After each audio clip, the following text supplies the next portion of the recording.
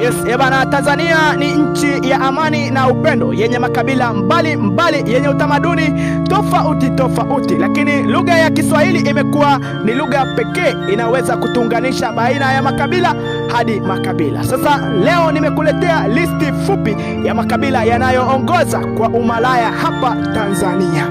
Kumekuwa na dhana na mijadiliano mbali kwenye jamii zetu kwamba yako makabila ambayo yanaongoza kwa umalaya na mengine kabisa hayapendi hayo mambo. Sasa twende zetu kaskazini mwa Tanzania, mkoa wa Manyara, Babati kule pamoja na viunga vyake, huku Dareda, Katesh pamoja na Mbulu, tunakutana na kabila la Waira wa Mbulu. Kabila hili linashika namba 1 kwa umalaya hapa Tanzania. Kabila la pili ni Warangi wanaopatikana huku Kondoa. Sasa kabila hili bana limekuwa na jamii nyingi zikiwa zina tafsiri tofauti, lakini pia kabila hili linatajwa kuwa kabila linaloongoza kwa wasichana wazuri wenye maumbo pamoja na rangi zao nzuri sana, lakini limekuwa ni kabila lenye sifa ya umalaya kwa kushika nafasi ya pili.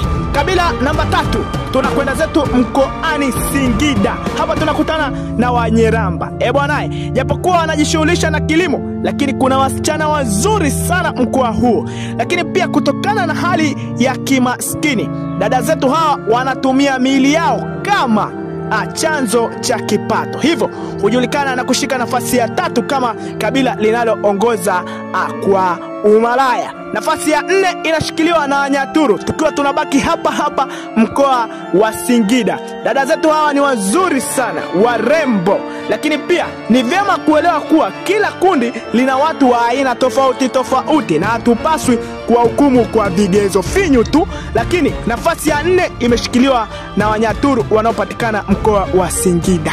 Nafasi ya 5 hawa hapa Wahaya, japokuwa kuwa na sifa kwamba wanaongoza kwa elimu, lakini pia Wahaya unaambiwa wanapenda sana mambo ya ngono, hivyo wanashika nafasi ya 5 kwenye makabila yale yanayoongoza kwa umalaya hapa Tanzania. Nafasi ya 6 ni Wapare, kaskazini mwa Tanzania, mkoa wa Kilimanjaro, ndiko huko hili kabila linalopatikana. Sawa, ni watu ambao na ni jamii ambayo inayothamini sana elimu na biashara, lakini pia hawajaacha mambo ya umalaya. Nafasi ya 5 wanashikilia Wapare. Nafasi ya 7 inakwenda kwa Wachaga. Hawa pia ni kabila maarufu sana nchini, wakijulikana kwa biashara na maendeleo ya kijamii. Dhana zinazowahusisha na tabia fulani zinazotokana na mitazamo ya kibinafsi, lakini pia Wachaga wanachangia kwa kiasi kikubwa sana katika maendeleo ya taifa. Wameshika nafasi ya 7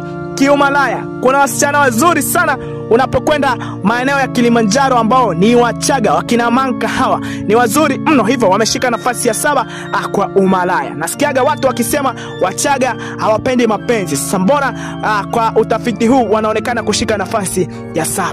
Nafasi ya 8 ni Wazaramo. Wazaramo wanaopatikana mkoa wa Pwani pamoja na Dar es Salaam, wanajulikana sana kwa ushawishi wao katika historia ya Tanzania. Mijadala inayowahusisha na tabia fulani inatokana na dhana zilizojengeka, lakini jamii hii ina mchango mkubwa katika utamaduni na biashara. Wameshika nafasi ya 8. Wazaramo bwana wanacheza sana vigoma hapo Dar es Salaam, hivyo katika nafasi ya 8 mimi sioni kama wameonewa au la. Bwana, hii ndio listi ambayo nimekuletea na makabila. Niongezee makabila yako ambayo unaona hawa pia nao wanapenda sana umalaya, lakini pia kama uko kwenye makabila haya, ujue tu nafasi yako katika jamii na mchango wako ni mchache sana, kwa sababu wewe una